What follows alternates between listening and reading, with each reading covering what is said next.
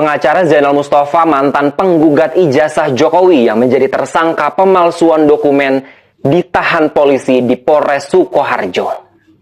Zainal disebut menggunakan nomor induk mahasiswa dan transkrip nilai milik mahasiswa bernama Anton Wijanarko dari Universitas Muhammadiyah Surakarta saat mendaftar kuliah di Universitas Surakarta. NIM bernomor C100010099 tersebut seharusnya terdaftar atas nama Anton, namun digunakan Zainal untuk memperoleh gelar sarjana hukum. Kapolres Sukoharjo AKBP Anggaito Hadi Prabowo mengatakan Zainal Mustafa terseret dalam kasus dugaan pemalsuan dokumen setelah dilaporkan Asri Purwanti sesama pengacara pada 16 Oktober 2023. Proses hukum sempat tertunda karena Zainal saat itu maju sebagai caleg di Pileg 2024. Setelah pemilu usai, penyidikan kembali dilanjutkan. Penyidik kemudian memeriksa saksi-saksi serta ahli pendidikan tinggi. Berdasarkan bukti dan keterangan tersebut, pada 18 April 2025, Zainal resmi ditetapkan sebagai tersangka. Sebelum ditetapkan sebagai tersangka, penyidik Polres Sukoharjo telah mengamankan sejumlah barang bukti.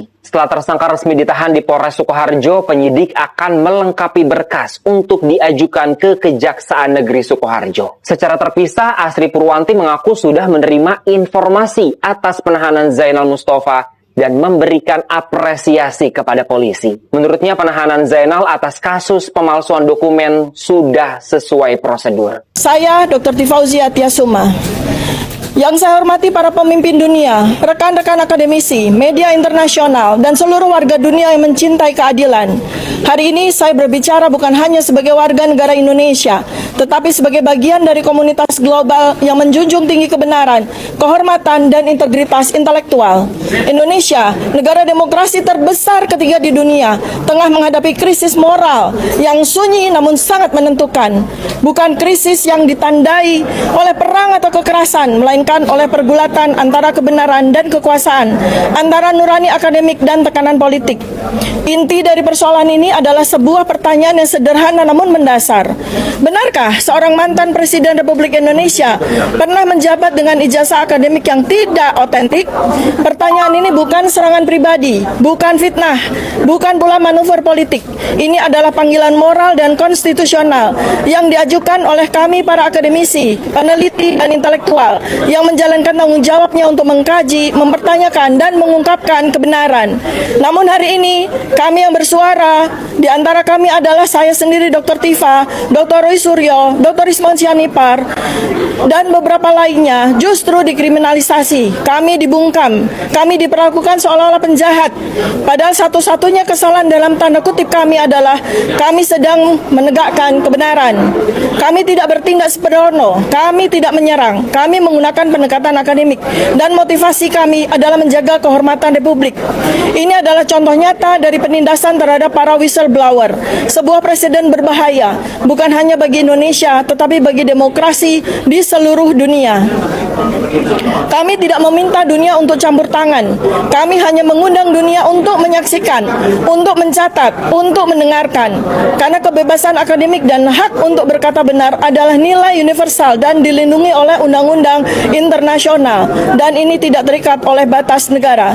Kami memohon kepada sahabat-sahabat kami di PBB, di universitas-universitas dunia, di organisasi hak asasi manusia internasional, beri ruang bagi kasus ini. Sadari bahwa harga dari diamnya suara nurani jauh lebih mahal daripada ketidaknyamanan politik sesaat.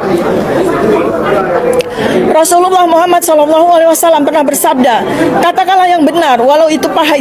Dan dalam tradisi keadilan global, kita mengenal ungkapan, lengkung semesta moral itu panjang tapi ia condong menuju kebenaran. Semoga ia kali ini condong ke sini, dan semoga saatnya adalah sekarang. Wow. Aku sangat terkejut.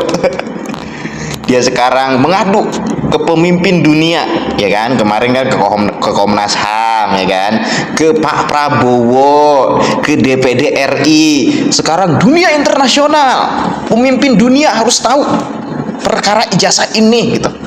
Astagfirullah, sangat tidak bermutu sekali. Aduh. Maksud gua, nah inilah kita bisa menilai, gitu ya kan? Orang itu mempunyai data, fakta, ataupun sebuah narasi yang valid itu di sini gitu ya kan.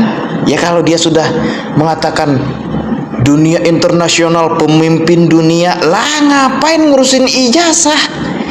Permasalahan dunia itu, pemimpin dunia itu setiap negara beda-beda, dia ngurusin permasalahan di negaranya aja gitu. Ngapain harus ngurusin ijazah Jokowi? Astagfirullah. Aduh, Tifa, ampun deh.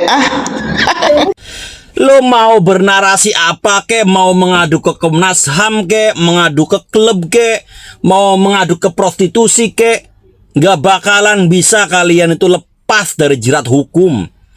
Bareskrim Polri sudah memastikan, menetapkan bahwa ijazah Pak Joko Widodo asli. Artinya wajib hukumnya kalian di penjara, ya. Gerombolan-gerombolan tukang fitnah. Buat teman-teman yang komentar-komentar ijazah palsu, screenshot, laporkan juga biar terseret. Karena fitnah-fitnah ini sudah harus berakhir. Selamat buat Pak Roy Suryo, gerombolannya, Rismon, Tifa, Egy Sujana, si Samin Rais. Selamat, kalian harus masuk penjara, wajib hukumnya.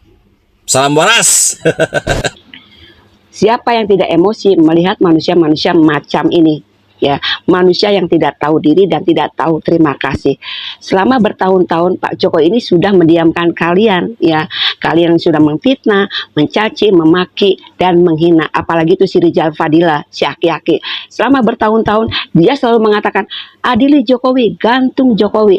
Pak Jokowi selama ini diam. Ya, kemungkinan Pak Jokowi ini berpikir nanti akan reda dengan sendirinya. Tapi semakin didiamkan, kalian ini semakin ngelunjak dan tidak tahu diri. Pak Jokowi juga manusia biasa yang punya batas kesabaran. Dan dia juga sebagai warga negara punya hak untuk membela dirinya. Dan ketika Pak Jokowi membawa ijazah aslinya ke Polda Metro Jaya untuk diuji di Bareskrim Polri dan terbukti kalau ijazah itu asli, kalian ini makin bertingkah di luar nalar. Dan kalian sekarang datang ke Komnas HAM dengan mengatakan kalau Pak Jokowi ini melanggar HAM dan ingin mengkriminalisasi kalian. Justru sebaliknya ya, kalian-kalian ini yang ingin mengkriminalisasi Pak Jokowi, yang ingin memenjarakan Pak Jokowi. Dan terbukti kalau ijazah Pak Jokowi ini asli setelah diuji forensik di Bareskrim Polri. Sekarang kalian bertingkah laku di luar nalar ya. Yang ingin mengkriminalisasi Pak Jokowi, yang ingin memenjarakan Pak Jokowi, akhirnya kalian akan masuk penjara dengan sendirinya. Akibat apa? Akibat ulah kalian sendiri ya, manusia-manusia yang tidak tahu diri. Yang menyatakan ijazah Pak Jokowi itu palsu, hampir seluruh rakyat. Kepala bapak kau digigit kecot, tahu kau pel? Iya, kurasa kau lahirnya di pokok bambu nih. Kalau nggak di pokok bambu, di pokok pisang. Iya, hari-harinya di bawah asu. Makanya kayak ginilah kau. Kau bawa nama rakyat Indonesia. Siapa yang bilang? Kami rakyat Indonesia nggak ada, ya, nggak ada ikut-ikutan sama kalian tuh. Kau tuh oknum pengacara goblok kau, betul. Ya, ini buat admin TikTok, jangan di blok ini ya, jangan di take down akunnya ya. Ya, video ini jangan di take down ya. Kalau di take down ku demo kalian, betul. Ini oknum pengacara banyak makan bangku sekolahan, sampai meja-mejanya pun dimakan, makanya koplak. Ya, kau gosok gigi kau kalau mau ngomong. Ya, pel, tahu kau? Bujangenam juga kau. Kau cari sendiri apa arti bujangenam. Ya, dalam bahasa Inggris apa bujangenam? Ya, kalau nggak tahu kau tanya mbokmu. Ya, dasar kau manusia air zaman kau. Bawa rakyat pula kau.